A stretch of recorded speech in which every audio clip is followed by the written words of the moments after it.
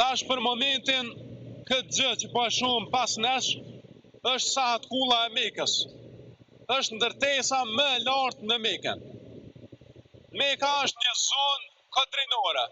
Është e mbushur me kodra në gjitha anët. Për herë të parë në histori është ndërtuar në ndërtesë më e lartë se kodrat e Mekës. Aja është pikërisht kjo sahat kulla që po e shohim për momentin.